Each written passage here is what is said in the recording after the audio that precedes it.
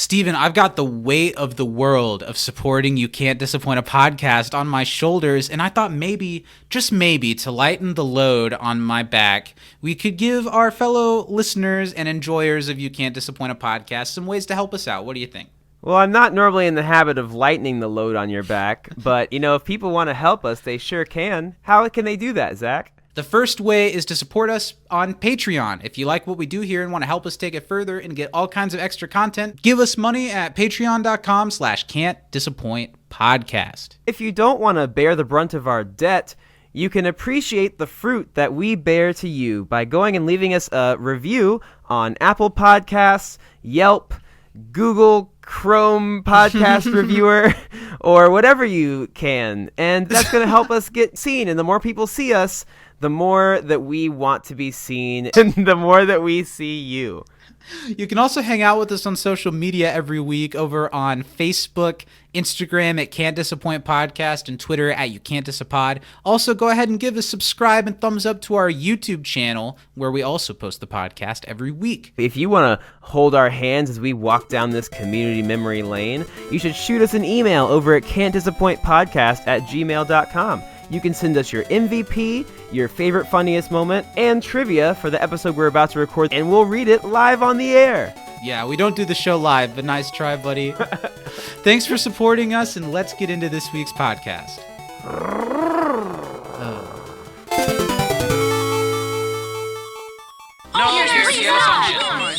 Just let me die. Pierce, so Gilbert knows a couple tricks. Big deal. We outnumber him. And most importantly, while he's fighting for greed, we're fighting for friendship, which means we can't lose, okay? Okay. Okay! I guess there's no hug button.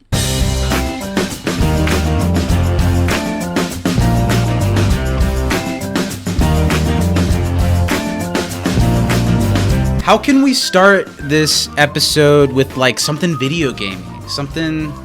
Yahoo! Let's hear your best Chris Pratt as Super Mario Brother. Okay, so first I have to do a Chris Pratt, and then I have to do a Mario. So I'm Chris Pratt! How are they going to be different? I'm an action star, and now I'm going to do Mario. Yahoo! Hey there, Luigi! Now let's hear your Charlie Day as Luigi. Okay, Sorry, so I guys. gotta be Charlie Day, and then I gotta make it Italian. Hey there, Mario! You think they're gonna try it? They're gonna try to swing Italian? You think? I think that. Well, if I they mean, wanna I know keep that their that's like the integrity, Mario they character, should. but I feel Yeah. like It's a me, a Chris Pratt, dinosaurs. they should have gone if they were gonna go like white guy comedy route. They should have gone your old like Will Ferrell, John C. Reilly. Mm-hmm. But Yeah. they shouldn't have done that either. They should Also, have got. Will Ferrell. It doesn't would have at matter. least It's an been a really animated funny movie. Luigi. Yeah, That's true. And the mistake was that Jack Black is not Waluigi. I mean, Who is? Wario. Jack Black's Bowser. Yeah. I'm down for that. I think he'll be Jack fine. Black would have been a hilarious Wario, though. Sure. David Schwimmer would be a great Waluigi. So we just started it spitball off on. video game as ever. I think we did it. Yeah. Do you like? Okay, now let's. Welcome to since You this Can't is a Disappoint video- Podcast, everybody. Keep going. I think that I probably have played a lot more video games in my time Yes. than you have. But you Certainly. do like video games, and you play around as many video games now as I do, probably. I don't know. Lily and I play Mario Kart together once a month. Does that count? Nice. We played a tabletop game of Monopoly the other day. Does that count? Lily kicked my ass. Yeah, I mean, I've always really wanted to get into video games, but any video game that's not a side scroller is immediately too complicated for me. Sure. So this episode that we're about to talk about is very in my wheelhouse, so it really totally appeals to me. But no, I'm not a huge video game person, even though I've always wanted to be, so I know a lot about video games. I've enjoyed playing the Oculus because it's a totally different kind of thing. It's like We should do super cool. ping pong again for the pre-show. That was fun. Yeah, we should definitely every time we hang out with each other only do it to wring out content. Yeah. Welcome to the show, everybody. I'm Zach, the highest score of all time on Gay Island. Nice. Hi, I'm Steven, and I can't get out of this wall, and I keep pressing the sticky thing, and I'm pressing the circle. Just go down, right. and stuff. Just go right. I'm supposed to know that? Where's the instruction manual? Actually, so fun fact: games do not give you f***ing instructions anymore. They used to come with a little book. Yeah, now even if you buy the physical, nope. Good luck, Chief. And there used to be, even with old NES games, there were games that if you didn't have like a piece of information in the booklet, the game doesn't tell you that you need to go look for the specific thing to be able to move on to the next part of the game. Yeah. I don't know. They don't come with it at all anymore. I guess physical media is just drifting away. Yeah, I have some friends that still like to buy their games physically, but I have not bought a physical game since probably 2016. Jesus. Yeah. Well, let's start. And I would definitely say that you're much more, you undersold yourself. You're definitely a bigger video game person than me by a long shot. Like, I'm sure you've had a gaming YouTube channel in the past. Oh, shit, yeah. Now, it was Minecraft, so I say gaming in quotations. You know what? This most recent time around, I played a lot of F1 too, so it was probably about half. Yeah, so you're definitely a gamer guy, and I'm excited to use the, what is it, Green Bay 347 a critique on this week's episode of Community. Maybe we'll finally get that face reveal, guys. I wanted to start off I had like 28 subscribers or something, and you were like, when I get to if 29, I hit that big 30, I'm gonna try and do a webcam face reveal video for you guys. Yeah, because everyone wants your grainy 120p laptop camera face. Hi guys. Zach, this was like last week. It was 4K. Do you like when I play Minecraft? This is what I look like. Welcome to the show, everyone. I want to shout out our $10 and up patrons over at patreon.com/can'tdisappointpodcast. That's Mary Baker Budisa, Danny M. Lugo, and Brian Thurman. 3 people that we hold very near and dear to our hearts, to our hawk-thorned hearts. I don't know. We really appreciate them, and they help this thing We going. offer you a rose covered in hawkthorns. Yes. And if you'd like to support us and get all kinds of cool extra content, patreon.com/can'tdisappointpodcast. Support starts at $5 a month, and we do a lot of stuff over there. It's pretty fun. Yeah, we're there. Talks about starting something new that I'm really excited about. No, I haven't heard a peep. My phone has been it's bone not dry. with you. Yeah, I didn't think so. Our agent yeah. has some ideas of moving the brand forward. Yeah, I without thought me. you got the letter. Did you check your mail today? I will. Let me go do it right now. Okay, all right. I'll wait. And I also Pretty want to urgent. shout out our community papa at Communities on Twitter. Without the support of Communities, we would not have, I think, the following that we've been able to garner over the last year and a half, and we really appreciate them for it. And just all the things that they do over there for the community fandom at large. Shout out to our dad. Steven, do you have anything creepy? You got anything creepy mustered up? You know, not only did Daddy help us garner a following and an audience, he also took off our but he garters. also took off. Yeah, that's the direction. Is I that was where gonna you were go. going? It Okay, was. go ahead. I'll let you do it. It was, No, tell your joke. The audience we had. Checking my notes. Sorry. Yeah. Okay. The stenographer is really confused right Yeah, now. I'm sure. Do I keep writing? Do you want me to read it Janet, back? strike that from the minutes, please. Okay. And start. Now, not only that, but he also gartered us in front of an audience for our 15th birthdays, and I couldn't have thought of a better way to announce to the world that I was finally blossomed. On stage on our 15th birthday? Is that what you said? Yeah. Man, I must have post-traumatic stress disordered that one way out of Well, my I think psyche. he did this whole never mind. I was gonna go down a whole road. Woo, We've gotten thanks, in trouble Dad. with Papa in the past. I know We've got a that one total would have got line. me. I almost crossed it right Nothing there. but That love one for would've been Papa. bad. You should say it anyway. Let me be the judge. Well, he was that evening. Yeah. Thanks, Pops. Yeah. Thanks, Pops. What do we need to do now? I want to Strike hear that. about Vegas. We're recording. Yeah, Janet, could you roll us back to really 8 minutes ago when we started this? Thanks, Janet. Janet, can you fix this somehow? I want to talk to you about Vegas. We're recording this earlier in the week than we typically do because Steven's going on a little Vegas adventure. I am. I've got a dance competition this weekend in Las Vegas. I'm super excited. I haven't been in a couple years, but last time was a load of fun, and this time's going to be even more fun. So it should be a great time. I'm excited. Have you been perpetually watching Chevy Chase's Vegas vacation in preparation for your trip? You know, to I what like they to hit? go in. I like to go in dry. Yeah. Not really Vegased up or out yet, so that I can just like take it all in and have my own Chevy Chase adventure. I just like the idea of you showing up to Vegas, and instead of having all the sightseeing you want to do, you've got like this tour locations from Vegas vacation. Like, wow, that's the craps table that Chevy Chase shouted a racial expletive and stormed off the set to do coke in his trailer in 1991.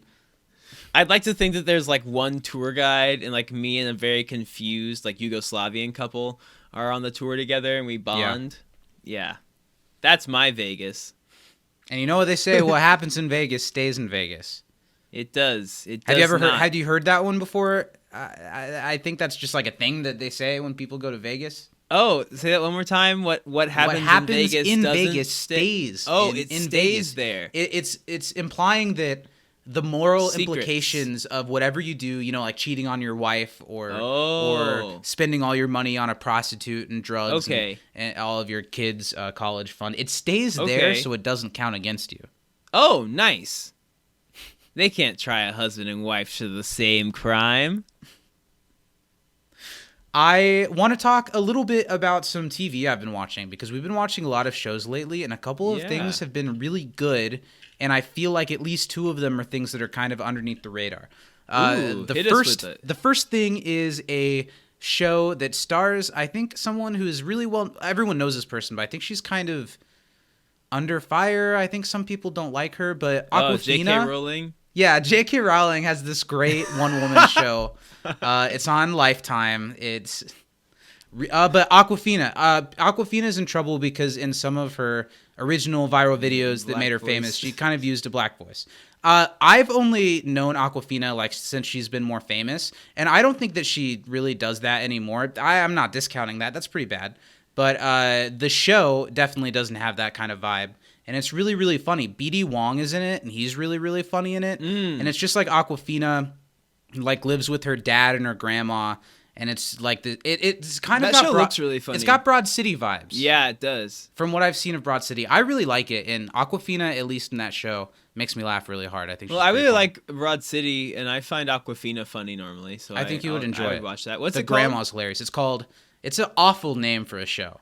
I can totally hear in the pitching room that they were like, That but we have to time I make got sure. reincarnated as an Asian woman in Brooklyn. What is that from? That time I got reincarnated. What is that from? As a slime, it's an anime. Oh, duh. Yeah, of course. Anime Steven over here.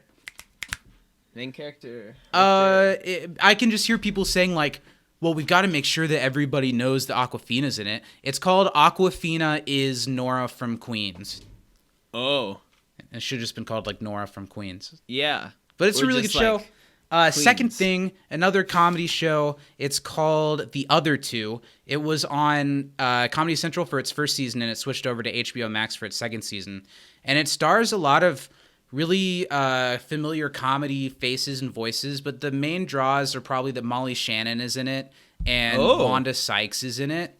Okay. But it's about these two like siblings in their late 20s that are like the other two when their youngest brother, who's 11, or no, he's like 13, becomes like Justin Bieber famous off of this wow. YouTube video that he made. And their family gets like put up into the limelight, but they're like really dysfunctional and they have like showbiz dreams, but they've never really taken off. It's a super funny show with a lot Is of really it funny like an people in it. adult geared show or? Yeah, children? definitely. It's about like the people that are like closer to 30 and like how cool. it feels, how jealous they feel of like their 13-year-old brother that all of Yeah. a sudden is really famous, and Molly Shannon is like the ultimate like momager type character in the show. Nice. Do you know who Richard Kind is? That name sounds really familiar. What else was he in? he's just got this. I'm not going to try to do it, but he's got such a unique voice. He's like John Mulaney's character's dad on Big Mouth, like the really over-exaggerated Jewish father. Okay, I know exactly. The guy who was in the Benchwarmers? I don't know the Benchwarmers that well. But anyway, he's really funny in the show. Ken Marino from stuff like Wet Hot American Summer is in it. And he's really funny as this like super skeevy like manager of their younger brother who's this celebrity and does stuff like makes him tape his neck so his Adam's apple doesn't form and my God. makes him like do all these things to make his arms look more shiny, like stuff like that. It's really, really funny. And the last show that we just started is called Only Murders in the Building, and it's on Hulu, and it stars Steve Martin and Martin Short and Selena Gomez. I keep seeing the ad for that. And it's really good, especially the first episode. It was super cinematic and really well shot and really well written. And it's like about these three people that live in the same building and they get involved in like a murder plot and they start a true crime podcast like around it. Nice. And it's really, really funny. I like it a lot. All recommends. Nice. Leonard likes this post. You been watching anything? I just finished season 12 of RuPaul's Drag Race, and that was great. Yes. Best season I've seen so far. So that season, one of the contestants between the like end of filming the season and the filming of the finale, because there's like a gap between the two. Mm-hmm. It came out that they were essentially like running a fake like casting agency where like young men were then influenced sexually to do things in like exchange for like opportunity and stuff like that. And so they were like, you know, like bad, like that's not good. So what they did is the first like 3 episodes that aired on TV before like they found out about it were aired like normally. Then after that, they like re-edited the rest of the season so that they could still show the season all the way through, but kind of they comment like on what cut was them going out. on. Well, that's the thing is they just like cut them out of it. Like you forget that they're there, and they like win some challenges. They're like there in the show for a while. So it's one contestant. I kind of lost that. Yeah, it's one contestant. Yeah. And that's a show that they film it ahead of time, like Survivor or something, to where it's pretty hard to cut someone out that makes it super far into it. That's interesting. But it was so well done. And apparently they won like Emmys that season for like casting and for like editing stuff. It was taking really care of impressive. Because it wasn't the show's fault. At first, the way I thought you were saying the show had done something. It wasn't the show's fault. It was a contestant. It was like not Survivor, The Bachelor with the host being racist or something. Yeah. Stuff like that. Or they had other stuff. The girl from the show was racist too, but I don't think they handled it as well. They're like, we'll let a black guy host the show for a month. That'll help. Yeah, that'll make the white women that like The Bachelor forget. Let's talk about the television program Community. We're so close to the end of Season 3. We're here to talk about Season 3, Episode 20, Digital Estate Planning. It was directed by Adam Davidson. This is his last directing credit until Season 6. So he has directed quite a few good ones, and now he's taking a break. We talked about him last week. He directed Comparative Religion, Communication Studies, The Science of Illusion, The Art of Discourse, Conspiracy Theories and Interior Design, in last week's Curriculum Unavailable. And then he directs the penultimate episode of the series, Wedding Videography. And it was written by Matt Warburton, who this is his only Community writing credit, but he wrote a lot of episodes of The Simpsons and of The Mindy Project. So I like The Mindy Project. I kind of like The Mindy Project too. And the episode originally aired on May 17th, 2012, along with all 3 of the last 3 episodes of the season. Oh. They aired them in a whole hour-and-a-half block to just, like, get rid of it. Wow. Yeah, so this was the first of an hour-and-a-half block of Community. I didn't know that. That's wild. Isn't that interesting? I mean, it kind of makes sense. We've got the first Qing Dynasty and Introduction to Finality, which both wrap up a lot of the things this season has been doing. Kind of makes sense to air those 2 back-to-back. Is weird. That's also what they did, what Fox did long before this to Arrested Development when they canceled it. Really? They aired all 4 of the last episodes of Season 3 on the same night, alongside, like, the opening ceremony of the Olympics or something. Oh, shit. Just to, like, throw away the show. And at this point, Community had been renewed for Season 4. It's been interesting because when I was listening to the audio commentary, they were recording this like the day before this episode aired. And the cast hadn't seen it yet. So the ones that were there were like marveling at the animation and stuff for the first time, which was cool. So at this point, Community had been renewed for season 4 for 13 episodes, but Dan hadn't been fired yet. Oh, shit. And they talked a little bit on this episode. There's so little live action in this episode, but this is one of the major times that Chevy like stormed off the set. Really? And they didn't go into detail, but Dan mentioned like, and Chevy ran off the set because the end tag was going to have to do with Pierce, and he left the set, so they didn't. Wow. Well, let's put all that aside and talk about this episode, starting with some trivia. Steven, I have 7 questions for you. Wow, I think I have 6 for you. I thought that I was going to have the most today for sure. They just kept coming. I'll give you my first one. Who does Pierce for it. originally mistake 8-Bit Gilbert for? Ooh, that's one of mine. Harry Belafonte. Okay, Hey-o. go ahead and give me one anyway. Is that who that is? I didn't know. What hand did Troy lose his pants to? Oh my gosh. What?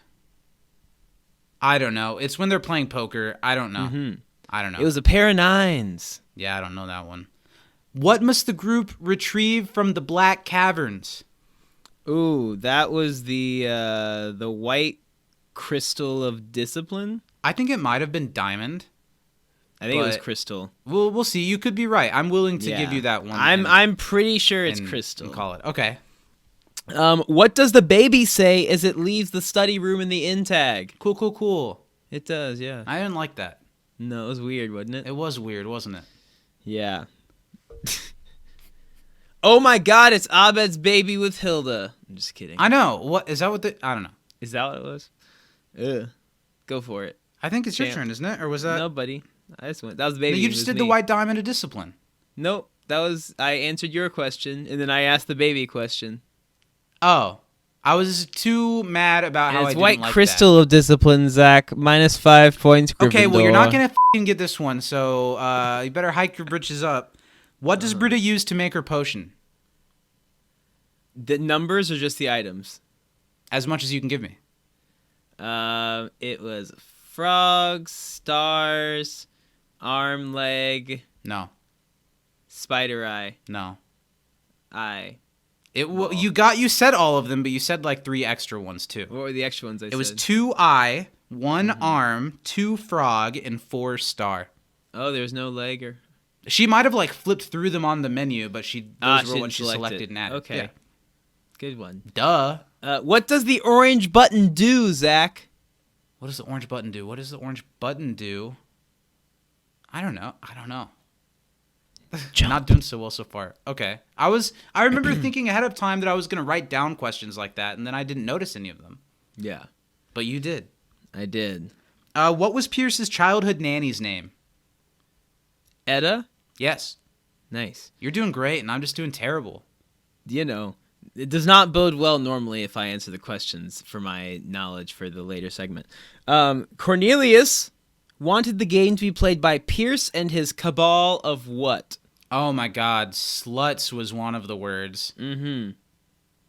That's maybe the only one that stuck. I just remember Pierce going, her name is Britta. Mm-hmm. Skis ball? Probably not. I don't know. His cabal of fruits, junkies, and sluts. That's always my favorite kind of party. Yeah. What a If crew. none of those people are there, the party sucks. It's true. You need at least 2. How long do the players have to walk freely before the weight sensors eliminate them? 30 seconds? Yes. You're just nailing it. Bang, bang, boogie. I think both of us have gotten 100% of these questions right. Yeah. What are the 4 talk options when Abed first meets Hilda? Well, one of them is about the castle. Or, is directions to get to where they're going. I don't know, Steve. I don't know. We were looking for. So there's 4. Because The what he first one what he asks her there is when she's like, Castle Hawthorne is just north Sure, of but here. that's like 6 selections in. Okay. The But you first said no. no, because it was not the 4 talk options when Abed first meets Hilda. Oh, He okay. goes to talk. Oh, in talk okay. I it see what you said, mean. Okay. stand aside, which I Yeah. think is a Skyrim reference, or Elder Scrolls. Madam, I am on a quest. Yeah. I will wear your skin, and I am done with you. That's a good one. Yeah, I remember now that we're on a quest, and she says something about, well, I can help you with that. I have all this knowledge. Yeah. I'm sorry, guys. I'm sorry. I still got okay, 2 Zach. for you. Is that your last one? Yeah, Damn. Not my best moment. it's okay. I've got 2 for you. When does Pierce not keep a gun on him? Ooh. Not when he's in the shower. Yep. And what is the specialty drink at Skeepers? It's a margarita served in a glass that's as long as... No, it's not a simile. It's a yard long. a yard long. It's in a glass that's a yard long. I just really liked that actor. I will out. Yeah. Is it Giancarlo or is it like Giancarlo? Do you know how to probably pronounce? Giancarlo. But I don't want to say it 100 times because I don't think it's know. Giancarlo. Is because that's the name that I know. Right. It's spelled that way. I don't know what the alternative. I'm looking would it be, up. Zach. I'm gonna look it up just so we're What'd you safe. say? Giancarlo? I don't think it's that. I don't think it's that either, and I looked it up. Here. Giancarlo Esposito. Giancarlo. Is it And a to hard be fair, J or though, a it soft did J? also say Esposito. Esposito. Yeah, that's his last name. Esposito. Esposito. It was really fun hearing him talking about a yard-long margarita. Whatever. Okay, let's move on. Let's talk about some emails. What did the wonderful people write into us this week? What do the people have to say to us? Well, we got one right here from our good friend at Peep Review. The subject is whirring noise. Sup, fellas? This is my first time watching this episode, but I quite enjoyed it. Nice. Giancarlo Esposito. Good job. Esposito. Good job. Okay, Trivago now. Who else could have Pierce brought as his seventh friend? LeVar Burton was a standby. Yeah. It was a maybe. I think he said standby one. I think he said maybe. Oh my every god, time. Zach. Go f- yourself. What button is jump? Ooh, Zach, do you know that one? That is the orange button. That's That's not it. I think that's only like the fruit, not the color. What are the names of the islands/levels they go to? It was Gay Island. That was the only one. Steven stopped paying attention after Gay. There was one true. before it. It was like Lazy Kingdom or something, and it was all Mexican themed. Ooh, yeah. And then it was Gay Island, and it was like free ride something. And it was and a wheelchair. Ugh. Yeah. Yes. Yikes. Where is the one place Pierce doesn't carry his gun? In the shower. In the shower. Their MVP. I'm having a hard time actually making a choice because I'm torn between a couple. I think this time around I'm choosing Whirring sound. Abed. His side quests and everything feels very Abed, and at the end, with downloading the game, I thought was kind of cute. He just loves Hilda the NPC, lol. Anyways, that's all from me. And then there's an image of... That's all, folks. Well, thanks for that email very much, Steven. It's not really an impression podcast, you know. And that's your best Porky. That's the best Porky you got. Yeah, wild stuff, hey, wild stuff. Is that also supposed to be Porky Pig? No, that was my Johnny Carson, but he can hit. Okay. Hi guys, less weird last time, still weird but less so. This is Well, from come our on. dad. It would be even weirder if it wasn't weird, right? This brand. episode ended up being a favorite of many, but it ended up getting shoehorned into when it aired because it took so long to get the animation and they couldn't put last or in between Chang Dynasty and introduction to finality. Okay, so Right. maybe they did want it to go before It was the last last week's. No, I don't think that's what they're saying. Well, they knew it was going to be at some point at the end of the season. They mentioned that they just kind of wanted it to be an episode that all they needed to know is that the study group was expelled. That was totally removed from Greendale. I don't know. I think they could have put it wherever they wanted. I don't think, you know what I mean? I don't think the network messed around. What? You're looking at me. You're giving me a look. No, I am not looking at you. What are you looking at? Don't worry. Fans made a version of the game. It's still available, but not fully fleshed out. Probably because selections would have been incredibly racist, sexist, etc.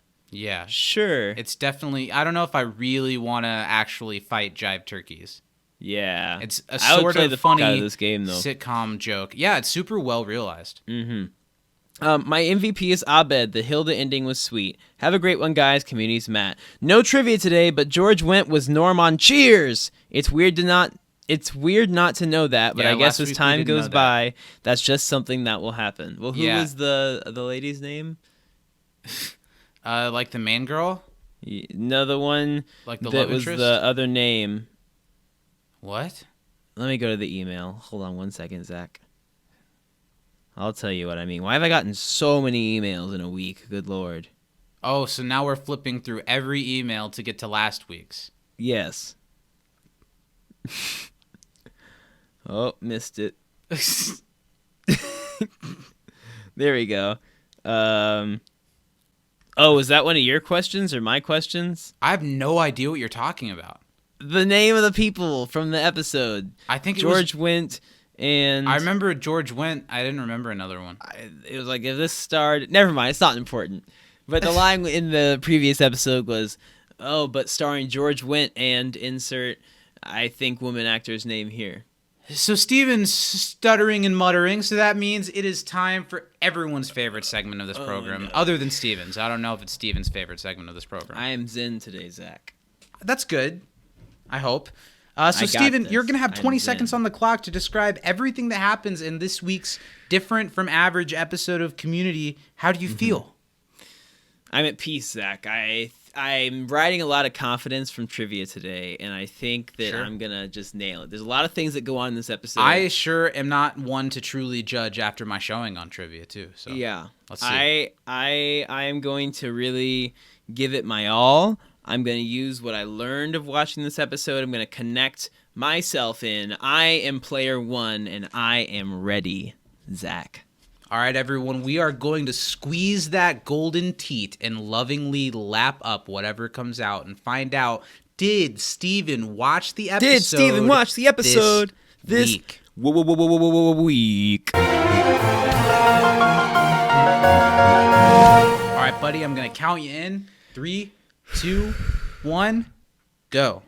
Okay, the Pierce's dad's dead, and the gangs play video games with Gus from Breaking Bad. They have to fight these hippies because they're all in the video game now. They're sucked in. They make their bodies. The winner gets Pierce's inheritance. They go to a village and with Hilda and her dead family. There's a racist crystal that they could get in the castle. Gilbert, he's a pro at the game, but he's a cheater. He's Pierce's dad's black son. There's a boss fight. Gilbert wins, and he gets the money, Stop. and Pierce...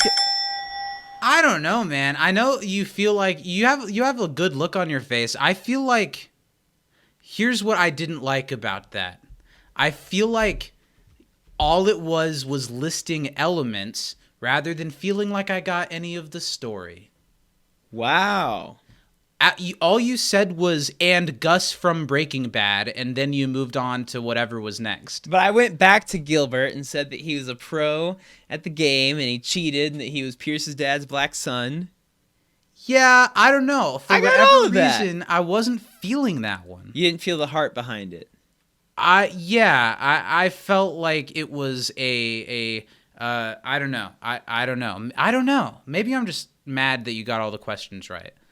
I'll give it a B-.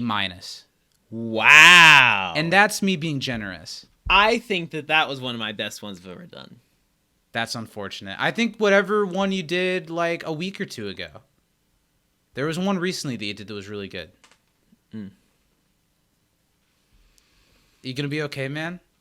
You know, let's just get into it, Zach. Let's just start the show. Just start the show, man. Well, start the show. we started it a half hour ago, so I don't... Ba-dum-dum-ba-dum-bum. Hello and welcome let's to talk another about edition. Something that... Of what? You Can't Disappoint a Podcast. Oh, I thought I'm this Steven, was a new show. I thought maybe and this was a I'm the side project that high-scoring I player in didn't all of invest it on. Hawkthorne. Let's Journey talk to the about center. something. Let's keep it light. Let's keep it light. Let's talk about our favorite funny moments of the episode. Okay, in a change of pace, Zach, instead of writing 11 down, this week I wrote 2 down. Okay. I thought it entire intag until the very end of it was funny. Uh-huh. I liked that a lot. The cool was a little weird, but everything else I enjoyed. That intag was pretty funny. Yeah, especially considering now learning that they just kind of threw it together last minute because it wasn't the one that was planned. Yeah. And my other moment was when Pierce was just running into the wall in the game and didn't know what he was doing. That was great. I felt like the dialogue in this week's episode was really good since it was animated and we didn't actually see them. And I'm just realizing as I look through my notes that I didn't write down a favorite funny moment. So what comes to mind fast is this person's not my MVP, but I thought it was a really great Troy episode. A lot of details about Troy from throughout the whole game. Whenever everyone's walking straight ahead, Troy is always jumping on everything and checking everything out. And he had a lot of really funny things. What does he say? He's he's shooting me with lightning and I'm naked. I just feel like Donald Glover really had a lot of really funny deliveries. But I didn't write something down. And that's because, let's talk about the next thing. What did we think of this week's episode? What did you think of it? I really enjoyed it. I had so much fun watching this episode. Probably the most fun I've had watching an episode, I'm going to say maybe this whole season. Sure.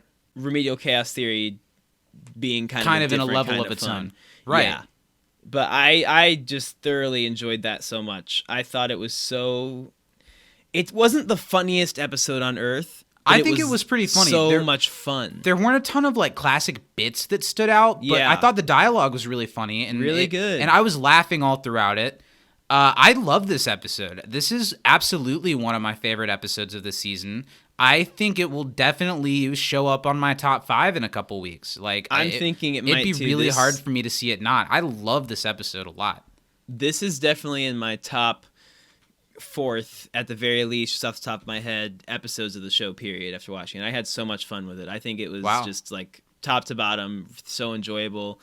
The way they captured the spirit of the 80s transitioning into 90s, early 2000s, JRPG, 8-bit games, and then a little bit beyond too, with the inventory systems and early crafting mechanics. That was great. So good. So many little details that they didn't have to put in this episode Super for well it to be realized. good. Yeah. And So it surprised me in the commentary. Dan was talking about he's pretty disappointed in this episode and how it turned out. Really? And I feel like it's such a good episode, and he has nothing to feel that way about. He seemed to feel like the script was really rushed together, and if they had more time, it could have been a really cool episode, but instead it doesn't really make any sense or do anything. And I totally disagree. I think it makes perfect sense. I think it's really funny. I think some of the... if you think too hard about why this game exists and all that, some of it doesn't hold up. But I think the emotional storyline that they barely touch on with Gilbert and with Pierce works really well. I think the episode's really funny, and I think the visuals and the details of the game are outstanding, in every way. I think each character gets really great moments that are true to them in this episode. Yeah, I have nothing negative to say about it. I think this is one of my favorite episodes of the season, easily. Totally. I don't know if I can go as far as you and say that it's one of my favorites of the series, top 4 like that, just top because... Fourth, top 25%. Oh, I thought you said top 4. Oh, no. I could agree with you with that. The thing that holds it back from being, S tier is that it doesn't have a super deep emotional connection like episodes like Dungeons and Dragons and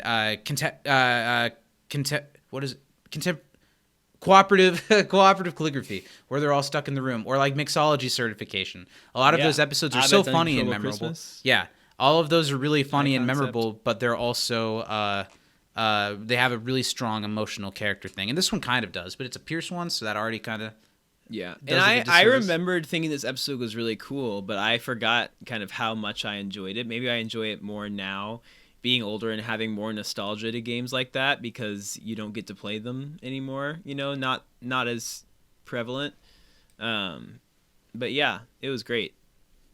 Let's dive in. Let's talk about this bad boy. The set that they put together of this room where it all takes place, even though, if you want to look at any of it any closer than this, it doesn't make a lot of sense. It doesn't make a lot of sense that Pierce's dad would have put this much money into it, that he would have cared. It doesn't make sense, but it's a really pretty scene. They did a good job. I like the way the booths look, the gaming setup. Pretty cool, pretty sleek. Zach, if you want to play a game that's similar to this with a little bit less action, you should play Stardew Valley. I think Lil likes that game. Lily really likes Stardew Valley, and some things about this game, especially when they're in the village, it reminds me of that kind of thing a lot. Great game. I don't know if I'm really big on passage of time games. Sure. I think I just like to I just like side scrollers and I don't know. If there's a quest that I have to look for, I'm not gonna find it. Sure. We should do a series called Zach Plays Skyrim, and we just throw you into it. Not that long ago, I tried and had to turn off a game because I just didn't get it. I also think some of those games, it takes too long to get to something actively fun. Maybe for me, I tried to play SpongeBob Battle of Bikini Bottom Rehydrated, and I was like, I don't know. Yeah, sure. I don't know. I just have trouble with open world games. There's a lot of choices. I think open world is a lot for early gaming. What are you trying to say? I'm an adult. That you might like a story-driven single-player game a little bit better. Yeah. And also, I don't like that how gaming... I'd love to get more into gaming, but it's not going to be my main hobby. And if you want to do it right, it almost has to be. I'm not going to spend 10 hours on one game in a couple of days. I'm just not going to do that. I'm probably not going to spend 10 hours on a game in a month. I like a game that I can put on for an hour and come back to whenever, maybe tomorrow, maybe 6 months from now, and play it for another hour. You know what I mean? Yeah, and the problem with video games today especially is that there's a big culture of I want to be in the top in the world, so I'm going to play this game until I'm hundreds better than of everyone hours. else. Yeah. So me, an adult, trying to get on a game that's multiplayer, and it's I'm a bunch of kids that are trying to be the best that by ever a 14-year-old. Yeah. Oh my God. They're saying nobody take that out of context, please.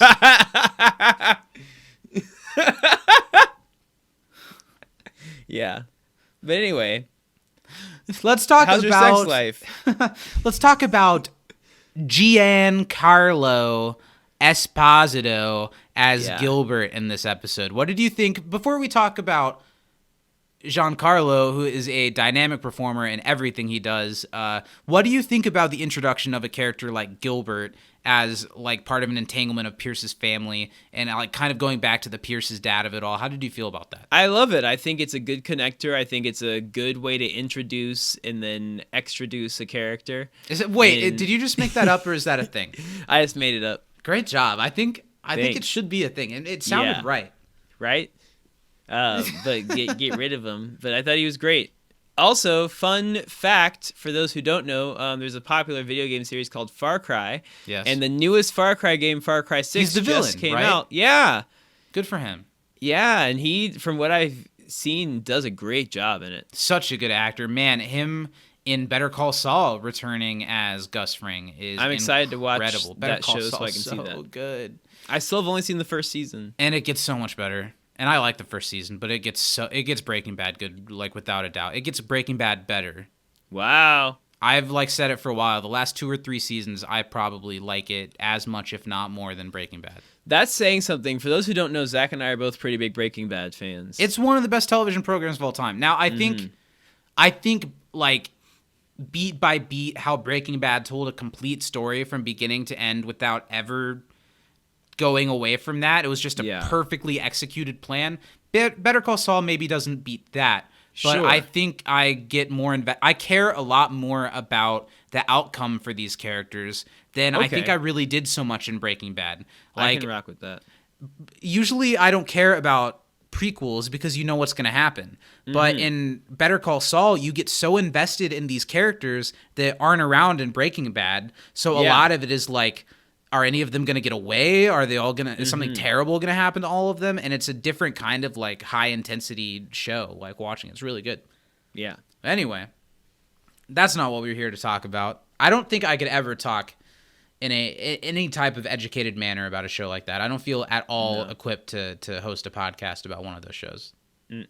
Surprise, you hear it here first. Our next show, Breaking Zach's.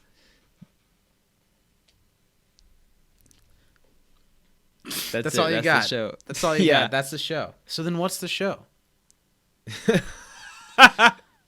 Pierce being a video game guy. Did that surprise you that he was a big video game guy in the 70s? I could see Pierce going to arcades and spending a lot of money and trying to be good at games to make friends. He clearly doesn't know a lot about video games now, because it's not like this is a new style video game. So it doesn't make a lot of sense that Pierce's dad would put so many resources into this type of thing, but it does make sense from what we've seen before that he would do this just to spite Pierce. Yeah.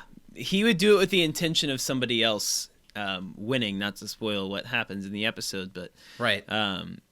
He would make this as a way to torture Pierce, because he doesn't like Pierce at all. Well, how could you? Yeah, fair enough. Well, I don't know. I think that Pierce's dad is such a bizarre addition to the community universe. He feels so far removed from reality that I think this was about the best way to ever bring him back. Instead of having him like physically appear on screen, to have him just be like a cartoon villain image of himself, I think worked really well.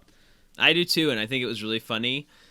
I like all the jokes in the beginning about Pierce not having enough friends. Yeah.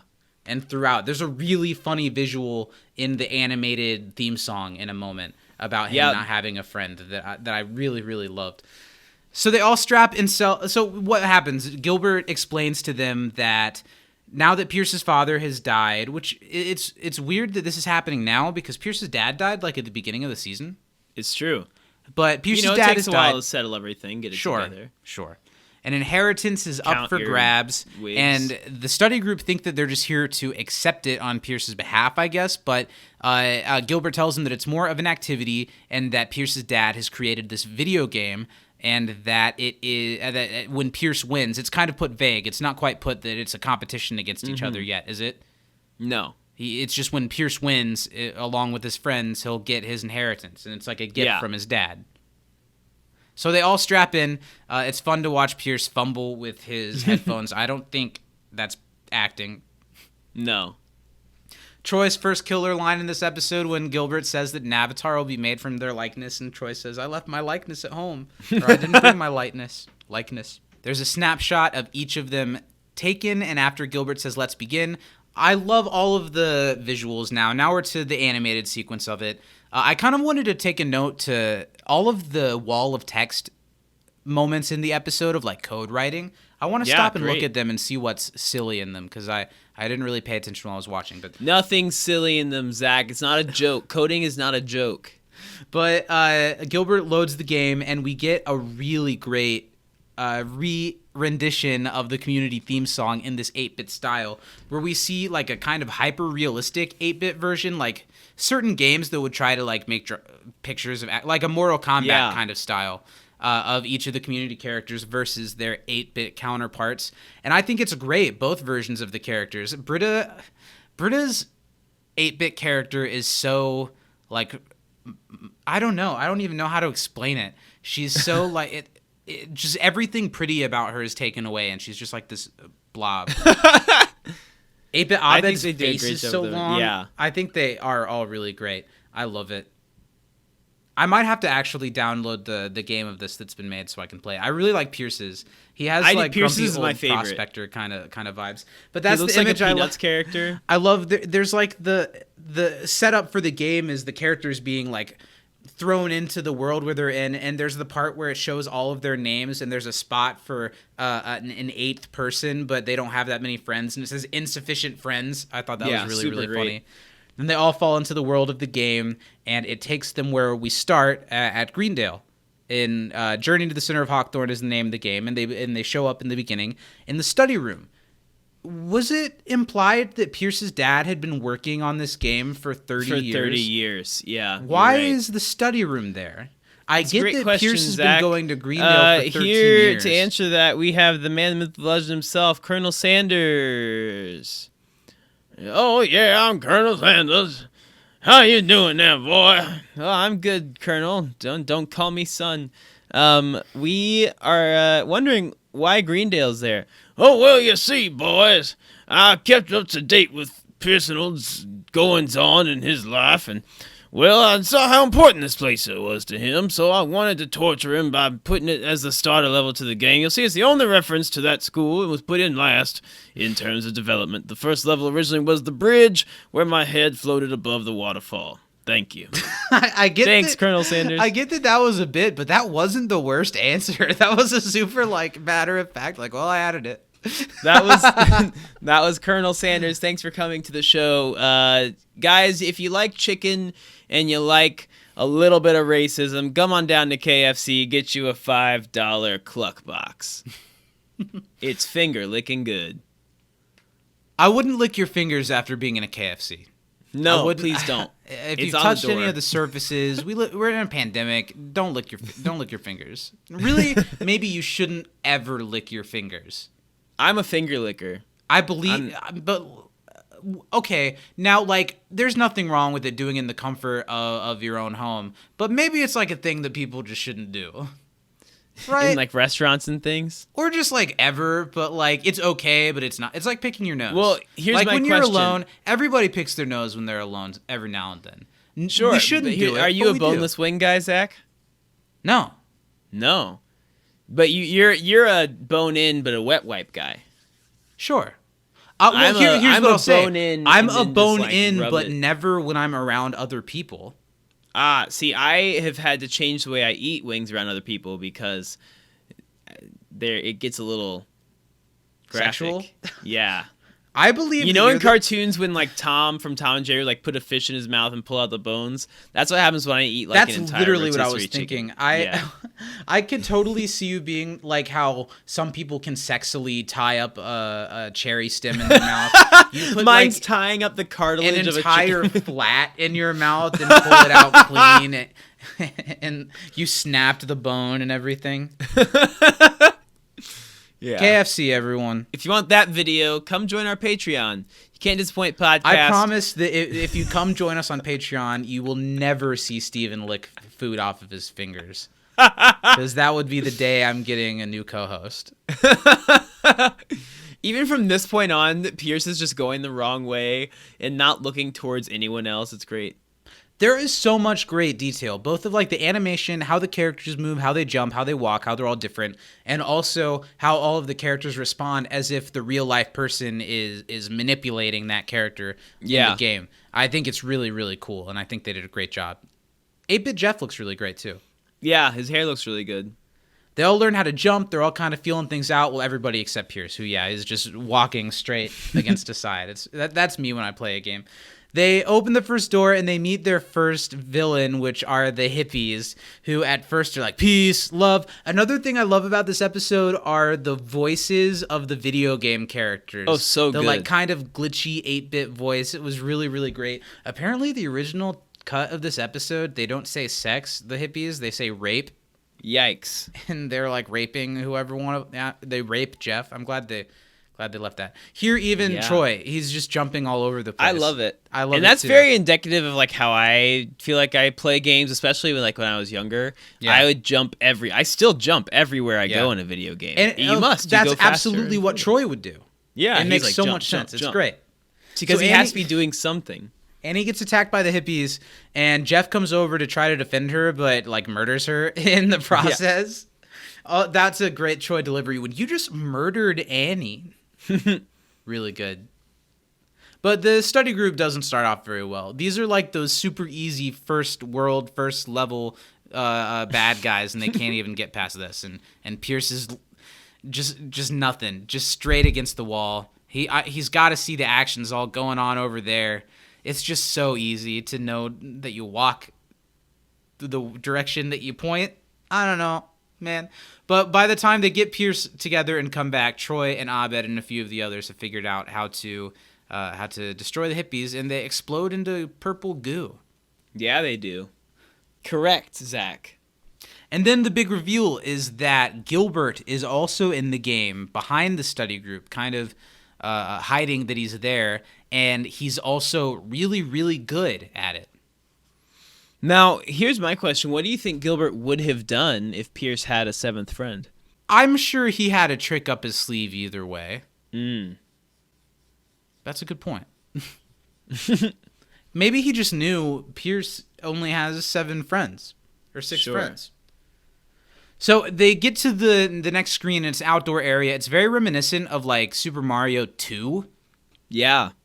And Pierce's dad shows up to give them the information that they need. This is like one of those story ones. I would definitely be pressing the A or B button to skip through this if I could. You're a story I want to play the skipper. game. I want to play the game. Yeah. Do you read the whole story? Depends on the game. Yeah. For something like this, I would skip this. I tend not to skip on the first play, but that's just me. Well, I just know that it's going to be like, hey, go over there and get it. I don't know. I know in Sure. this game that it's not going to let me get too lost. Yeah, it's true. There's one way to go. I thought that Pierce's dad's argument about why moist towelettes were more valuable than video games nowadays, although what he says is true, it's a little bit of a bullshit point, right? It is, and I think it was supposed to be like, I don't know how much of a joke it was supposed to be, like, because they kind of sacrificed the integrity of what he was saying for the joke. Yeah, But sure. So the dad reveals that whoever beats this game is going to be rewarded with Pierce's inheritance, which is super up, and does Yeah. make sense that his dad would do something like this to him, but somehow Pierce has actually met some decent people to be reliable friends, and the Yeah. study group's not going to do that to him. They're gonna help him and try to get him that money. What do you think here?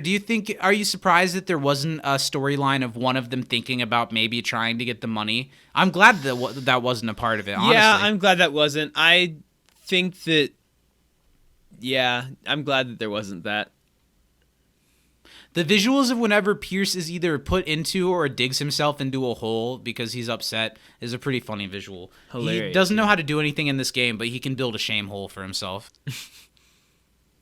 So Gilbert shows up and explains to the group that they're playing the game wrong. They should be competing against each other. I did like the Harry Belafonte joke. That was I thought that was funny. pretty funny. And it's clear that there's something going on with Gilbert here more than what we originally saw. That he's more than just an assistant. But at They this did a point, great job with his little sprite, too. yeah, that they did. It character. looks great, and he looks kind of menacing. Yeah. The black and gray hair looks great.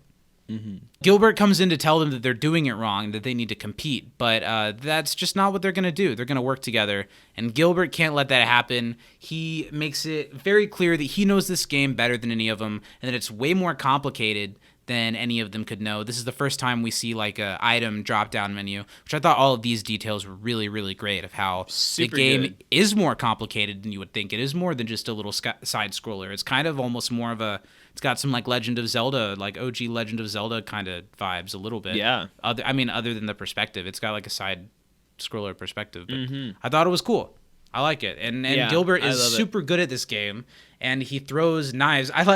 He makes throwing knives, and then the caption of "You have made throwing knives. You can throw That's great. them." And then he starts So throwing good. them at the study group, and he kills all of them.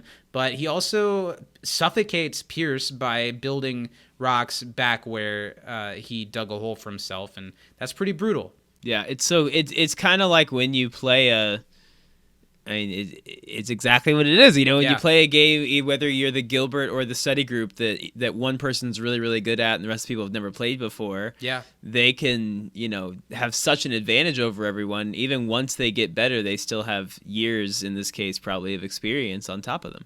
I love the oxygen meter that points up when he is suffocating. So many little details that Nice touch. which is interesting because some of this stuff probably wasn't the writers. They must have just gotten a really dedicated animation studio to come behind this, because I'm sure a lot of those visual jokes, sure, some of them are written in the script, but I think a lot of that's got to be the animation team Totally. to build this game and the world around it after getting some like rough sketches probably from people. Mm-hmm. I thought that was really cool. A lot of nice details.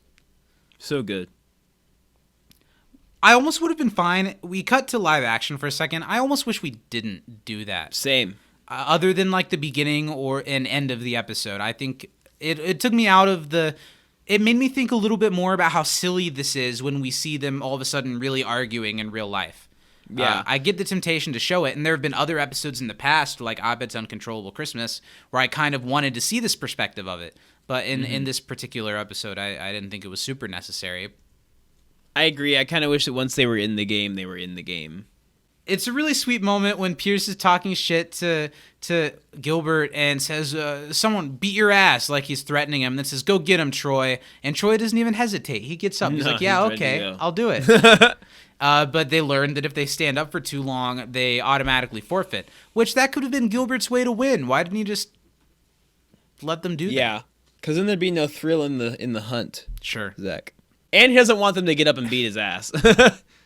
They have to start all the way back from the beginning, and they make a lot faster progress. This is also very true to playing a video game.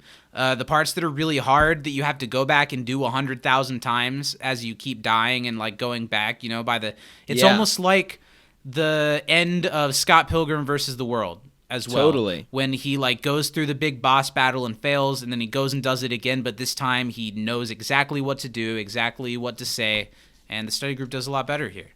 Pierce kind of just follows around. He doesn't really do anything this entire time. No. Gilbert leaves them a note to talk shit about how they'll never win, and Pierce is discouraged and digs himself another hole. Meanwhile, Abed is learning how complex this game is, and he's starting to kind of fall for it, which will lead to his storyline in the episode that I think is just genius. Yeah, it's great. Pierce tries to kill I think himself. It's so sad. funny when Pierce digs in the hole and does that. And really great timing with Britta coming up and breaking it last minute and saving them. But Like, then, all this is just so good. killing him and saying, Yeah. I don't think there's a hug button. Pretty funny. When the little Pierce icon smiled, it was super cute. Mm-hmm. After commercial break, some time has passed, and the study group is walking through a stage. And Troy, he's always on the higher ground, jumping around while everyone else is just walking straight ahead. And they're working to get to Hawkthorne Tower before Gilbert does, but things aren't looking good for him. Well, and I love how clearly already everyone plays the game differently. And once we get to the town, that becomes even more Apparent? apparent. Wow, yeah. Once we get to the town, that becomes even more apparent. But it's great. I think this episode is just so well done. The animation on it is great because, like you said, some stuff is not the writers. The writers didn't write in how everyone jumps and how everyone is, doing different things. Maybe they did, but I'm sure not to the detail that it's brought to life. Yeah, it was so put great. in the right hands. Because, in the wrong hands, they could have gone a little bit easier with animating this, and it would have been a serviceable episode, but it wouldn't have been near as good. All of the details in the game are really what makes this episode such a standout. It's great. We arrive in a town, the town where they do their shopping, amongst other things, and this is one of the standout sequences in the episode, I thought. All the time we spent here, I thought was really good. Abed speaks to who we learn is Hilda, and tries to get information from her. But Abed, while playing around with the conversation options that he has with her, sees a little bit more out of her and out of the confines of this game than what everyone else does. Yeah, it's great. I think that it's clear that Abed, and Troy, probably in second most, have the most experience in this game, video gaming. And I love how Abed's the one who's like, oh, let me find every possible option and all those things that the NPCs can tell me. And Troy's like, I'm sure you can get supplies around here. Let me jump on top of this roof and try and do cool shit. Yeah. That's a funny joke about Troy's mom saying, oh, that'll come in handy. It's great. And then Jeff also has a different perspective, which isn't a wrong perspective, that he's seeing it as a time crunch and that they've got to just get to the castle before Gilbert does because he already has all this shit, so they just want to race. And that makes sense that Jeff would just kind of be a speedrunner to try to get to the end. Sure. Jeff skips the dialogue, he's trying to get to the action. Hilda, as Abed's talking to her for the first time, when Abed's like, I need some information from you, or we're on a quest, and Hilda brings up her list of all the different things that she has information on, and it's this huge list. And Abed says, where have you been my whole life? He even takes a few steps back in the game. Yeah. Super funny, and man, I guess I ship Abed and a video game character. It's super, super cute, and then they take it to a way silly level later. Yeah, I love the blacksmith shop. I think the picture of Hilda on the wall, I didn't notice that the first time I watched. But I love the design of the blacksmith. He's so funny looking. But all of their voices really works. make it. I didn't point out earlier something that I wanted to mention in this episode that helps make it such a standout is the music.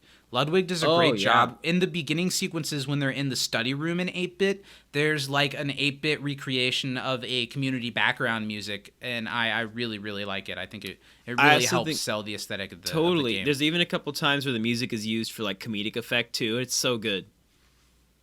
So yeah, Annie and Shirley go into the blacksmith's house or shop to look for some items. And when they get there, they see that they have items and that he sells them, but they're all way more expensive than what they have. Did we ever learn how people earn currency in the game?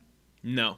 Yeah, I didn't think I saw anything like that. So while looking for something maybe free, Annie takes a torch off of the wall, is called a traitor, is called a thief, and throws it, catching the blacksmith on fire and killing him. I like this. It reminds me a lot of the beginning of season 2 with the chloroform, with Annie with the chloroform. That when she's put in a situation like this, she kind of has a tendency to go crazy with it. And Shirley at first gets to play kind of the straight man and be really put off by what Annie's doing. And then eventually she adds to the chaos just as much by Well, and I think it's down. really indicative of a lot of games, like open world games like this, especially like Skyrim type things, where you start off and you're still learning the buttons and you accidentally hit like a guard or something. Next thing you know, you've killed like 8 people and you've got like a big bounty on your head, and you're like, I'm just trying to get like to my first mission. But or the people really who fun. play games and are just like, I don't care, I'm just gonna kill everybody. Yeah, just because I can. I'm just gonna do it. Meanwhile, Troy and Pierce are in like a saloon. Did they have like a bar? in a drinkery. Troy's stacking drinks on the bartender's head and is like, this has got to get us points somehow. Well, I think they went in the tavern the first place. Yeah, tavern. And they get caught in a game of poker. We don't see a lot of that subplot, though. It's just kind of to show that everybody's doing something.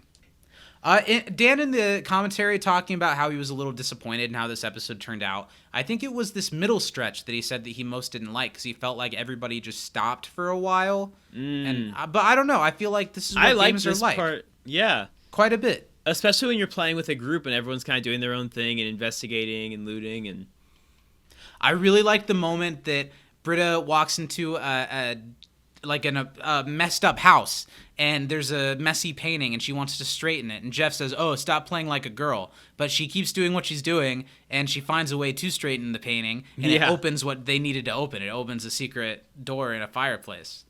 Mm-hmm. It was a good Britta moment. It was like a good Britta gets a win moment. We don't get enough of those lately. We cut back to Annie and Shirley. Totally opposite of that. Shirley, her character, like prancing around all awkwardly, and Annie dragging the bare-assed blacksmith into a hiding spot to hide the corpse is really funny.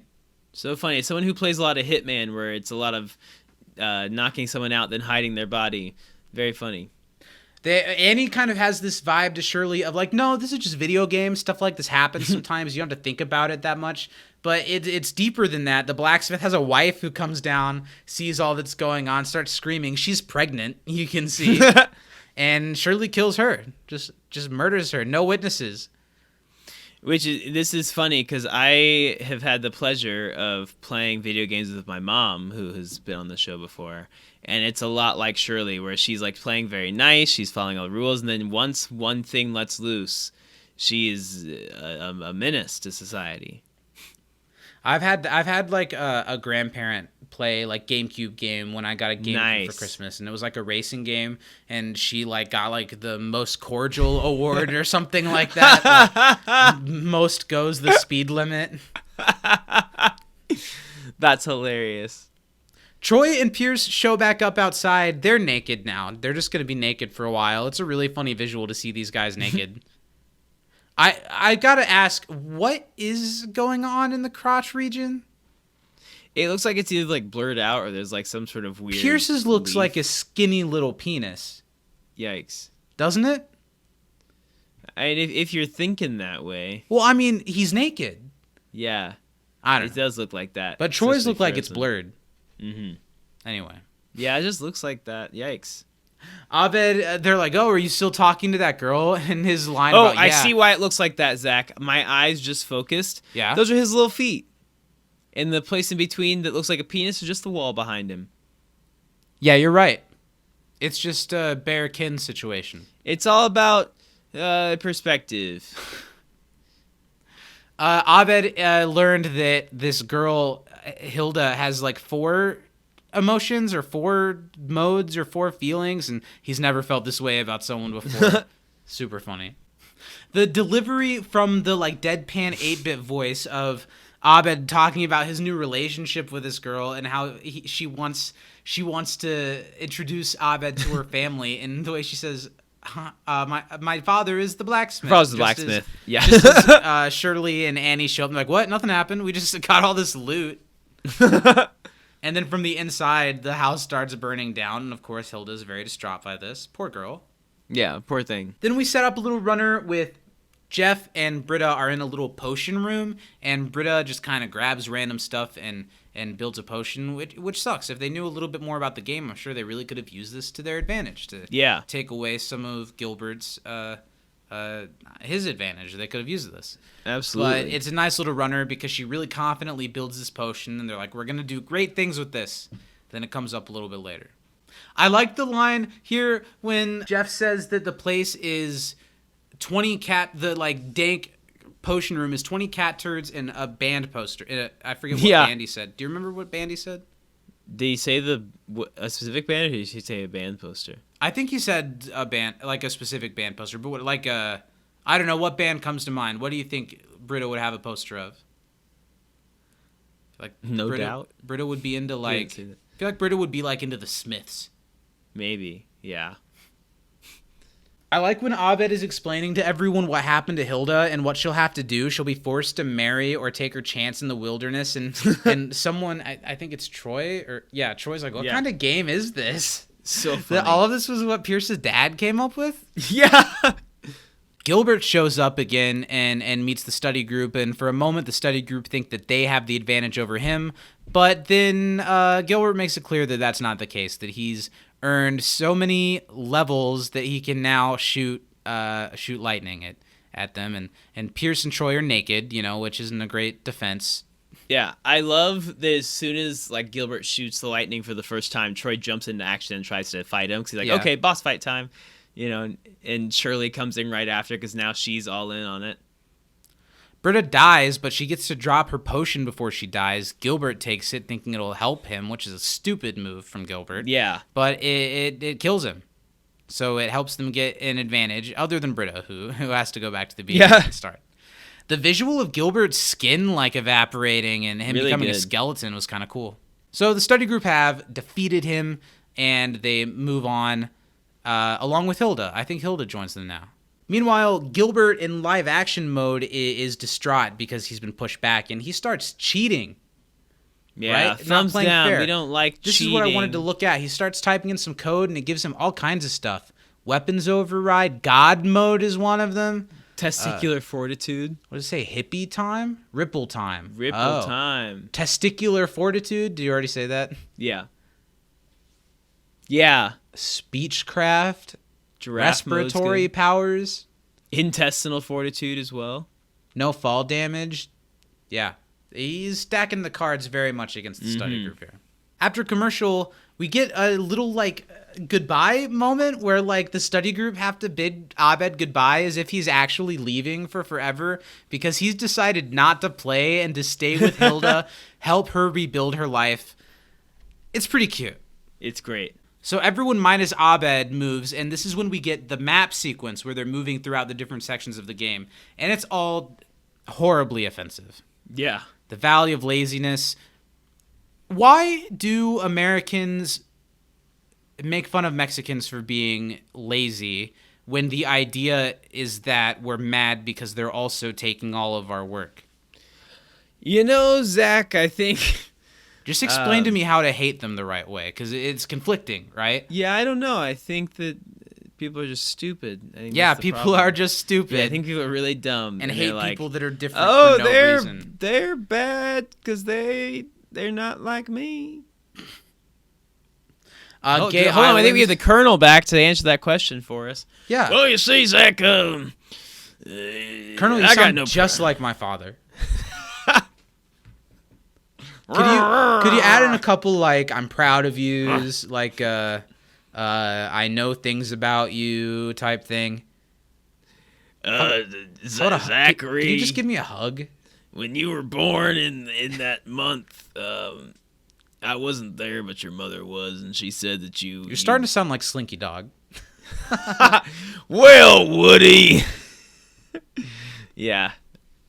So they travel through Gay Island, which I mean could potentially be less offensive. You could have a gay themed world, but I am scared to see what's actually in the levels. Yeah. Nothing good. And then the free ride ferry, That a one's wheelchair rough. that takes them through, and then they get to the Black Cave. Yikes. This is bad too, Steven. Yeah, this one's pretty bad. This is honestly really bad, but the only thing that made me kind of overlook it when I'm not analyzing like this is like, oh, the video game graphics are all really cool. The turkey enemies like look cool. They're well designed, but they've got afros. It's like those Mario levels where you're floating on in Super Mario World. You're floating on skulls through lava, but it's fried chicken. Yeah. And they're in the Black Cavern. I don't know, man. I get that the idea is Pierce's racist dad did this, but I feel like Community is usually a little bit better at like pointing out how awful everything is. Yeah. I don't think there's enough of that here. Well, and they kind of even make a joke that's like, oh, we're supposed to think this way, and then they're like, yeah, kill those jive turkeys before they start multiplying. And yeah. Like, ooh, that one's rough. And here's the thing. I really like the see visual of why the boss it's- battle when Egg gets pooped out from the ceiling and it's the big one. But that's go ahead, funny. make your point. I'm conflicted on this joke. The white crystal, Zach. Yeah, you were right. You were right. Why are you conflicted? I mean, it's obvious. But I tell think us. it's funny, but at the same time, It's not What does funny. it say about the people that wrote this joke? Yeah. Well, Because I Dan think Harmon has some bad stuff. they're trying to write out there. as Pierce's old racist dad. Yeah. But that they were able to come up with such easy material maybe is a thing of its own. Mm-hmm. But, And again, I I like think the for episode. this to work, I love the episode. Mm-hmm. This honestly, we're just looking for things to talk about because Yeah. this is one of those episodes that we both really liked it, and it's easy to just go through it and be like, that was Totally. good, that was good. This would have been resolved if there had been more calling out from the characters, especially like the women and people of color on the cast, which there are Yeah. many, to point out why some of the stuff isn't okay. Mm-hmm. But then jokes like going to the Black Cavern to get the white crystal of discipline is just inherently funny coming from an old racist person that's built this psychologically video game. It's just, it makes you ask questions, like you said, about the people who wrote it. If you think hard enough about that, it's gone. And the whole jive turkey thing, they focus on it a little too long. They say it a few too many times. Yeah. But after that, they get to the castle and they think that they've got it beat. But Gilbert shows up again and he's got all of his hacks and he's impervious to all of their attacks. And we move pretty quickly into the final third of this where it becomes a little more clear that it's iffy on whether or not Gilbert is actually a villain in this situation. And it's becoming a little bit more clear that, oh shit, he's probably going to win the game. Mm-hmm. What do you think? Did you go into this episode remembering that Gilbert was Pierce's brother? No. So how did you feel? Did you think Gilbert was just a villain? How did you feel about it? I understand his motivation, and I thought that it was Because of the family that he works for. Yeah. Regardless. Well, and I understand his before the motivation family because, like, dynamic. he's entitled to some of that. That's his dad too. He should be getting part of the I'm talking inheritance. about you're watching this episode without knowing here? that. Yeah. I thought that he was just kind of a bad guy after the money. Yeah, but I do think there is the side of like he's been really downtrodden by this family that he's worked for. Sure. I'm sure they haven't been nice to this person of color that they have hired. Mm-hmm. So the study group all fall to their death from a bridge, and it's clear that Gilbert's going to win. So Jeff gets out of his seat and really awkwardly runs in live Yeah, action. that was weird. I don't like the live action stuff as much as I wish I did. But he comes to confront Gilbert about how he's cheating, and it's not cool. And Jeff and Pierce both kind of yell at him. But Gilbert here does the big reveal. Pierce says, Yeah. I'm his son. I should just get this. And Gilbert says, and Giancarlo has that great delivery because he's such a phenomenal performer. When he's like, so am I. It's a good moment. Yeah, I like the looks on. One of the things I do like about the live action sequence after he like says that, and there's all this tea being spilled over Yeah. here by Pierce and Gilbert. I love the reactions of like Britta's and Shirley's faces like during all this. Very funny. Pierce's racist joke here when he Oof. like it says, how can that be? You're half white. Nice save. Yeah. Yeah. That's another thing that the writers, they were like, oh, wouldn't it be funny if Pierce's brother was a black guy? Yeah. I want to give them the benefit of the doubt to think of how interesting it would be for the character's dynamic to have a person of color be his relative, to have his family have this like f***ed up, like he got a, I don't know, like The housekeeper's cousin. yeah, that he got someone pregnant. I don't mind that. But do you think they were thinking that deeply about it, or do you think they wanted to give an excuse for Pierce to say, you're half white? Yeah, I think that they were like, wouldn't it be funny if... Yeah, but then they add a couple of things that are a little bit deeper than that, and Sure. you're like, nice save. Mm-hmm. Nice save. And Gilbert spills the tea. Etta was one of Pierce's nannies, and his father got Etta's cousin, right? Pregnant. Yes. And that's Gilbert's mom, this cousin. This tea has just been dropped, and the people that are standing realize that they've only got a few seconds to sit back down or forfeit the game, and they've got a big decision to make. This is a big moment for Pierce. That look of confliction on Chevy's face is well acted. I think he does a good job there. This is the last decent Pierce episode, and it's not really a Pierce episode, even though it's kind of built around Pierce. But it's good to see old Pierce shine, because, Steven, we're 2 episodes away from season 4.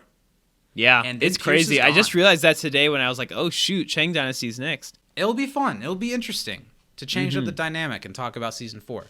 Yeah. But Gilbert wants to win this fair and square-ish, even though he's cheating, so he does encourage the people to sit back down and to solve it in the game. So they decide to, and the study group, again, starts from the beginning. I like that Jeff gets to jump up on the table and give an 8-bit winger speech here on how they can still beat him somehow. Yeah, that's great. And they are better at the game. They can work together. They know how the game works. And what once took an hour could take forever. I like the way Jeff slides across the floor as they're all moving into action. Oh, totally. Once you get the feel for it, sliding and Just doing jumping trick and shots. darting.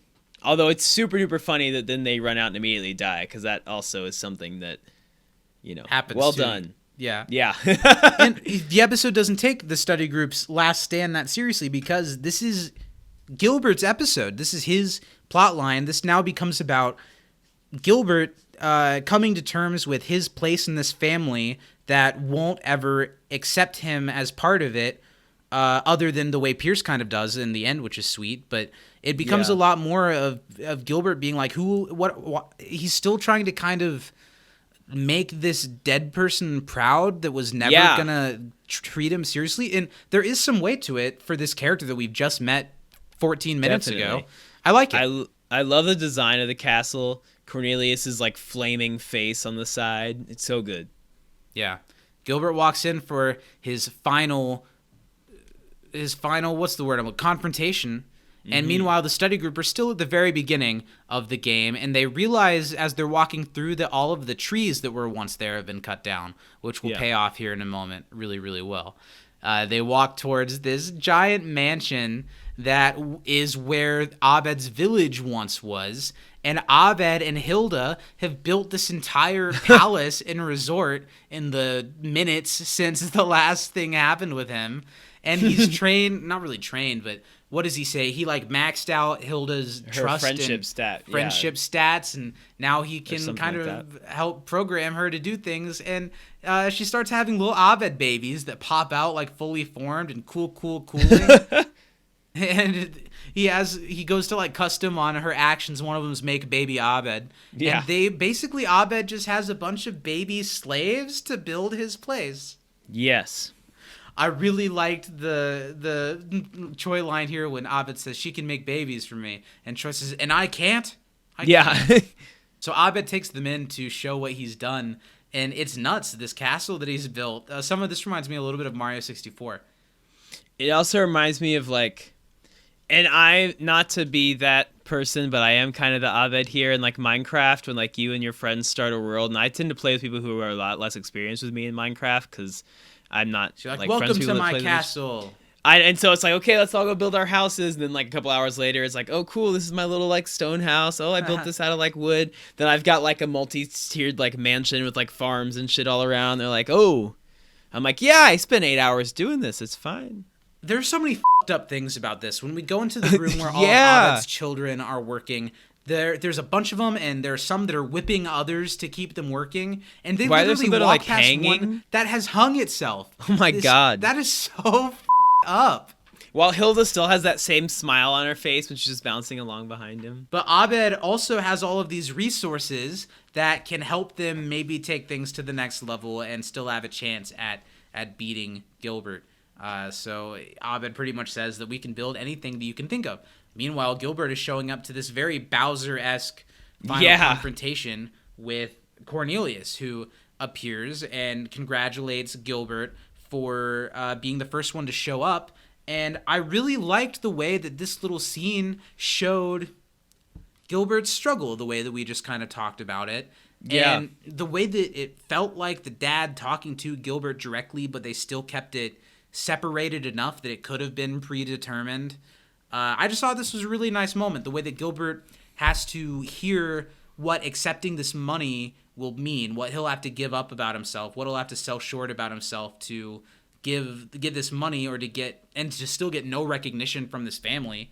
I thought it was a nice moment. And I think that I don't know how intentional it was, but it rings true to a lot of black artists or celebrities and things who basically, I mean, look at Sammy Davis Jr., for example. He didn't, by any means sell his blackness, but he played a certain role and played the fool to other white artists to kind of hang with them and run with them.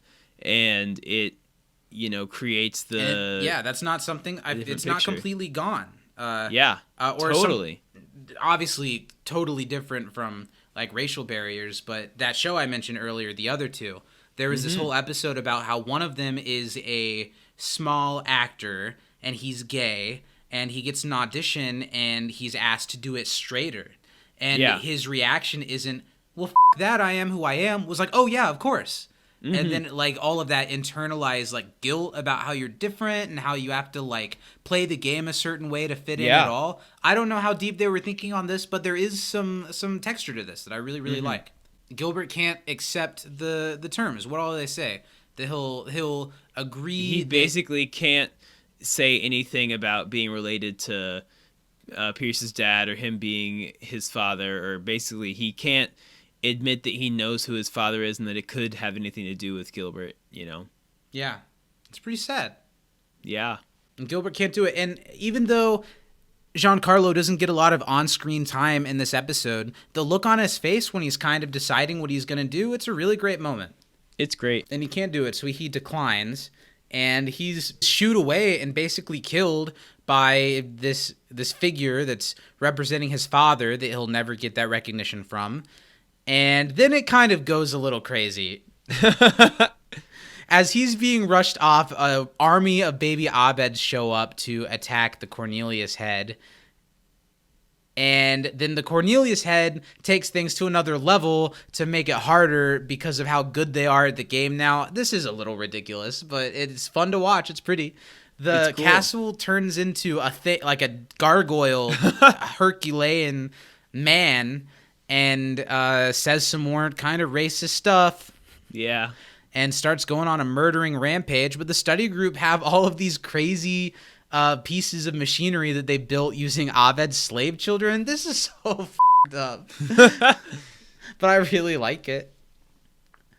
Shirley has like a bombing helicopter. Britta and Jeff and Hilda have a blimp, and they shoot babies with pickaxes at the stones. I love Troy and Abed's robot and dinosaur. So good. But still, it's a hard challenge. I mean, this huge thing. This would be an awful boss in a game to try to beat. It looks hard as shit. Yeah.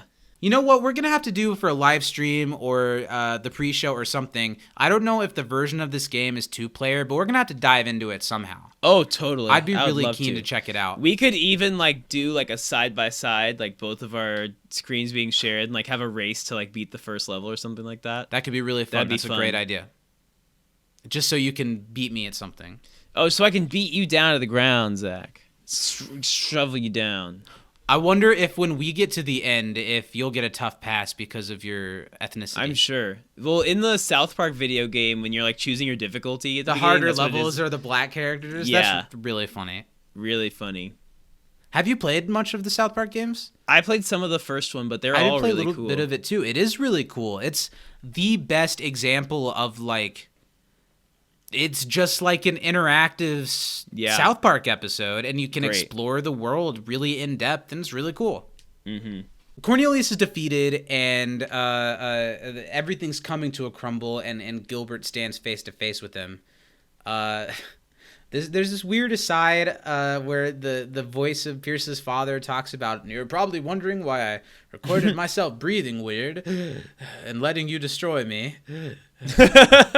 Because I'm a man of honor, says the man who's, this whole game is full of racist, homophobic, Yeah. sexist stuff. But he's letting them have this one. Enjoy the pleasure of his death. And Gilbert isn't going to take recognition for it, but then there's a really sweet moment, and we go to the end of the episode. And if this had been the only live action that we get, if it had been that like abrupt impact been after being so so much deep in the heavier. animation, to them all, the study group together, like they always in an episode, standing in front of Gilbert, they're all gonna give it up because they see what he's going through, and more importantly, Pierce of all people is seeing what he's going through and is coming to terms with like, this is my chance to have a brother, and he didn't really have a lot of people in his corner growing up, and I think Yeah. having this family later in life is a really great decision for Pierce's character. It sucks that Chevy was not long for the show, so they couldn't do a ton with it.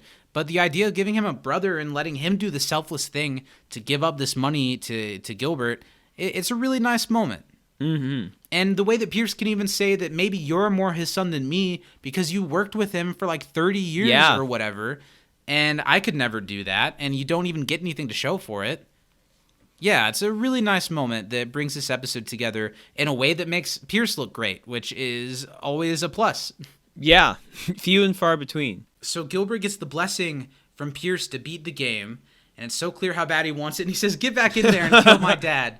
And Gilbert starts to put his setup back on. And then Pierce shows again that he has no idea how any of this works and tries to hand Gilbert a field-loaded gun. Super funny. Gilbert gets to rightfully take his seat on the throne of Castle Hawkthorne, and that's the end of the game. And we get a nice ending scene of Gilbert like apologizing for his behavior, and it really ties up all the loose ends in a nice way for an episode that brought up all of this in the same episode. Totally. They all leave kind of with this sense of family, and with Pierce with a sense of having a new brother, and he agrees to take them all out to a bar in town called Skeepers with the specialty yard-long margarita, which is really fun to see Gus Fring say margarita. Yeah, it like is. that. My treat. And it was such a great moment. Pierce hugs Gilbert, says, I've always wanted a brother. It's a beautiful moment.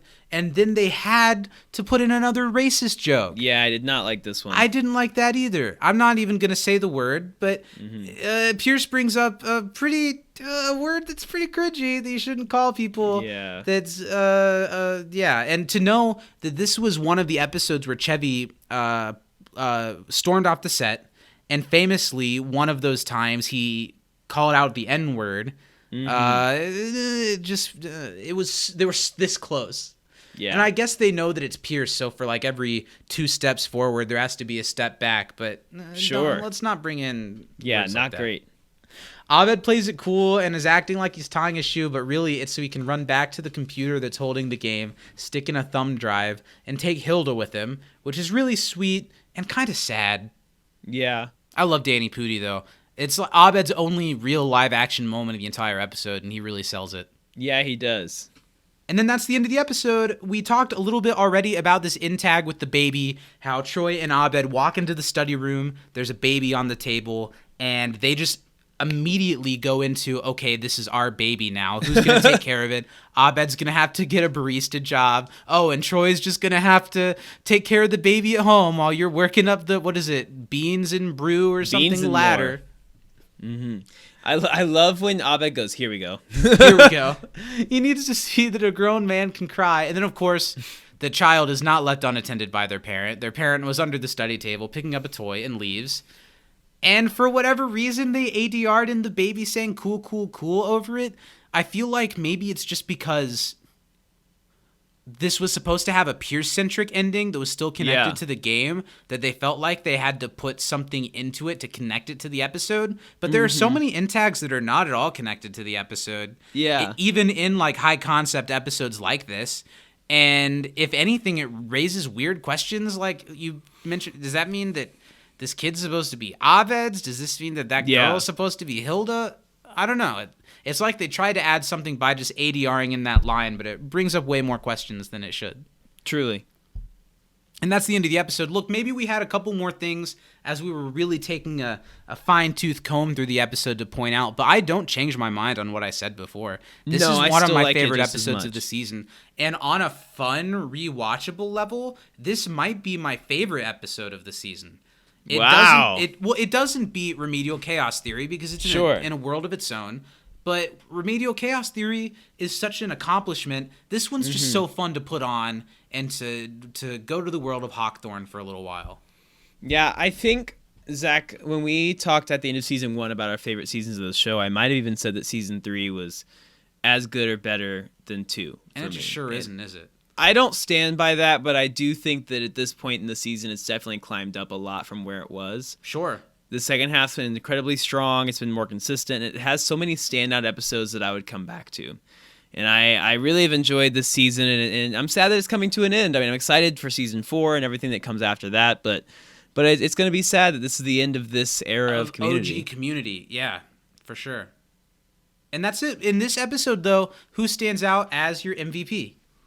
This one was really tough for me to pick, Zach. It's a great ensemble episode. Troy has a great episode, but I can't give it to Troy 2 weeks in a row because Troy kind of played the same role this week he did last week, where he had a lot of great one-liners. But I think last week was a little bit stronger. Sure. I think Jeff had a solid episode. Yeah. Annie did. Shirley and Britta. Honorable mention, of course, to Gilbert, who I thought was a great character. But I gave mine to Abed. I think Abed was really funny. I love how into the game he got immediately. And I think that Abed gets my MVP this week. Abed is my MVP as well, and it's not only how much he gets into the game, but immediately how he's like, what can this game do for me? And I love that Abed's the type of person that just wants to learn every nook and cranny of the quirks in this game, and I love it. And I love his weird but weirdly cute relationship with Hilda, and it's great. And the way that him and this lifeless character have a little bit of a rapport together is so great. And Danny Pudi's voice acting as Abed is really strong in this episode, and his little moment in the end is great. And yeah, Abed, great episode. I really enjoyed this one. Cool. Not cool with the baby at the end, but cool in the real way. Next week, we're going to be diving right into the second of the 3 final episodes of season 3 that all aired on the same night. Next week, we finally get to that episode that honestly, I feel like we've been dreading all season. It's the first Chang Dynasty, and I'm kind of excited for it because it's not one that I revisit a lot. It's definitely the one that gives us like goth Jeff and Britta. Yeah, you know, the picture of them in like Chris Angel kind of get-ups. And it's also the one with Pierce in like brown face. Yep. So, I don't know. It's going to be a mess, and I'm looking forward to diving into it. And if you want to be a part of the episode, send us in your trivia, your episode MVP, and your favorite funny moment for the first Chang Dynasty to can'tdisappointpodcast@gmail.com. And also, if you want to be a part of the show on a deeper level, you can support us, again, at Patreon. over at patreon.com/can'tdisappointpodcast, where we do our weekly live You Can't Dis a pre-show before we record this show. You get early access of this show every week, along with all kinds of other side projects that we do and will continue to be doing in the future. So come hang out with us there. We're just a couple weeks away from our big Season 3 roundtable. Last season, we live streamed the roundtable as we recorded it for our patrons. Maybe we'll do that again this year. Yeah, I think that'd be fun. Season, not year. But yeah, so come hang out with us. And Steven, where else can the people find us? People can find us on the T to the W to the ITTER. We're Tasty. Find us over on twitter.com under the name You Can't Disapod. We're also on Instagram under the name Can't Disappoint Podcast, and on YouTube and Facebook under the name of the show, You Can't Disappoint a Podcast. Hit us up, slide in our DMs, send us a meme, yell at us about something. I don't know, but interact. We love to make friends down there and throw a little bit of love and tenderness your way. Yes. Respectfully. Yes. Well, that's it for this week. I hope you enjoyed it. It was fun to revisit this episode and realize that I liked it a lot more than I even thought I did. And I'm looking forward to wrapping up the season and seeing what lies ahead on the community riverbed. Just around the river bend. From inside the Dreamatorium, Black Lives Matter. What else? What you got for the people? Get vaccinated, please. It's a shame we still have to say that, but do it. Get your if you're booster. not. If you're eligible, keep up on that. Look at your boosters. And if you don't know if you're eligible, Google it. And if you're going to murder a blacksmith, make sure to also kill his pregnant wife. Please. And to make sure to burn down the house, get rid of all the evidence. Out of respect for their daughter. And if you're going to have children, be resourceful. Use them for labor. Have so many that you never have to do a goddamn thing again. And if a couple of them hang themselves, come on. That's to be expected. Hey, you can't please them all, can you, Zach? Well, I am Zach. Can't please them all, can you, Zach? Well, I know, but I was trying to segue into, well, I am Zach, and I am Steven. Oh, and I am Steven. I see. Yeah, and we'll see you next time. Bye. Have a great week, everybody. Take care. 'Cause I got packed